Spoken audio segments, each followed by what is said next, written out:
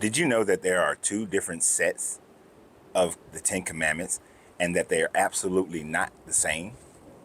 Most Christians don't realize this because they don't study their book. And do you realize that your God lied in Deuteronomy concerning those Ten Commandments? Let me break it down for you. You see, if you go back and you read Exodus 34, Exodus 34 tells you that Moses went up to the mountain, and for 40 days he was at the top of the mountain. And then God, with his finger, wrote the first 10 commandments. The ones that you know, the ones that you see on buildings. Thou shalt not kill, thou shalt not steal. Thou shalt not commit adultery, thou shalt not worship any false idols. Those should keep the Sabbath, all those. But then then they came down, Then he saw that they were worshiping a golden calf. He threw down those 10. And then he burned the golden calf.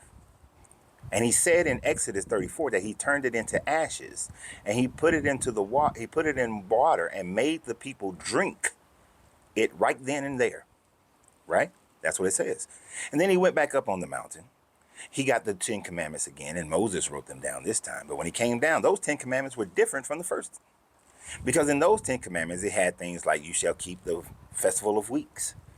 It tells you that you should not boil a baby calf in its mother's milk. Those weren't in the original, and it left out many of the original 10 commandments. Now, when we move to Deuteronomy, especially in Deuteronomy 10, we have Moses. He's telling the children of Israel how bad they were. And then he's telling them, I went up to the mountain, and I didn't eat or drink for 40 days and 40 nights. Well, we know his ass would have died if he hadn't eaten or drank for 40 days and 40 nights, so we know that part was a lie. Because now it's 40 years later and Moses is telling the big fish story. He reminds them how he went up and got the first 10, came back down, destroyed those 10. But then he says that he took the golden calf and he put it in a fire, like he did the first time. But this time he burned it down to the ashes. Then he took the ashes and he ground the ashes into dust. And then he poured that dust into the river that ran down the mountain. I thought that he made it into ashes only, and then he made them drink those ashes with some water at that time frame. He changed the story.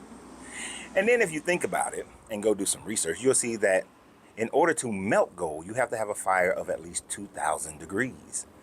In order to burn what is melted and make it into ashes, and then take the ashes and make it into a powder, you got to have a fire that's even higher than the 2,000 degrees. I doubt very seriously if Moses was out there making a fire that damn hot. So we know that that part is not true. That part is a lie. Why? Because by the time it's being written, men understood how to smelt metals and the degrees and the temperatures that it could get to. But at the time frame of Moses, they knew some of it, but not enough about gold to do that. So he lied. And then he lied and said that in Exodus 34, he said that a master craftsman made the ark. But in Deuteronomy 10, Moses claimed that he made the ark. So which is it? Well, you see that the fact of the matter is that the person who made the ark originally had already died. And that all the people who were adults at that time frame had already died by the time we get to Deuteronomy. Basically, Moses is able to tell this lie because there's no one alive who could counteract it. All the ones who are alive at this point were under the age of 20. So the 40-year-olds would barely remember it. Well, 39-year-olds would barely remember it. Aaron is dead. Joshua and Caleb are not going to go against Moses. So everybody was a teenager or a baby when all these things happened. So, of course, they're just going to accept what Moses said. Moses made the Ark of the Covenant, not the master craftsman that it says in Exodus, but Moses did it. So Moses is taking credit for work that he did not do. These are just some of the contradictions that we see in this book constantly and continuously.